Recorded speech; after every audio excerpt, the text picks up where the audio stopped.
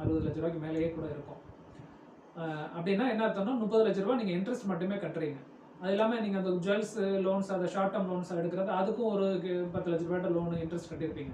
So உங்கள் 50 லட்ச ரூபா வேல்யூ உள்ள வீடு அப்பார்ட்மெண்ட்டாக இருந்ததுன்னு வச்சுக்கோங்க. அது நீங்கள் 20 வருஷத்தில் அதோட அப்ரிஷியேஷன் பார்த்தீங்கன்னா 80 லட்சமோ லோன் கூட இருக்கலாம். ஆனால் நீங்கள் இன்ட்ரெஸ்ட் போர்ஷனு, பிரின்சிபல் எல்லாத்தையும் கட்டி நீங்கள் இன்வெஸ்ட் பண்ணது எல்லாத்தையும் பார்த்தீங்கன்னா அதுவே 80 லட்ச ரூபா உங்கள் கையிலேருந்து போட்டிருப்பீங்க. ஸோ 20 வருஷத்தில் 80 லட்ச ரூபா இன்வெஸ்ட்மெண்ட்டு 1 crore ஆகுதுன்னா எவ்வளோ ரிட்டர்ன் நீங்களே கால்குலேட் பண்ணி பார்த்துக்கணும். ஸோ அதுக்கு பதிலாக 50 லட்ச ரூபா வீடு, எனக்கு 10 லட்ச ரூபா தான் லோன் போடுறேன், என்கிட்ட 40 லட்ச ரூபா இருக்குது, இல்லை 35 லட்ச ரூபா இருக்குது, ஒரு 10 லட்சம் 15 லட்சம் இல்லை மேக்ஸிமம் 20 லட்சம் அந்த மாதிரி லோன் போடுறேன்னா போடலாம். போட்டுட்டு என்னோட இஎம்ஐ கம்மியாக இருக்கும், அதை நம்ம அப்பப்போ பீரியடுக்கெலாம் கட்டிட்டு வந்தோம்னா அந்த 20 வருஷம் லோன் கட்டாமல் ஒரு குறுகிய காலத்துக்கட்டத்தில் கட்ட முடியுது, நம்மளோட ஃபினான்ஷியல் சுச்சுவேஷன், நம்மளோட வருமானம் அப்படி இருக்குது அப்படின்னா அப்போ வாங்கலாம். இல்லை நமக்கு ஃபுல்லாகவே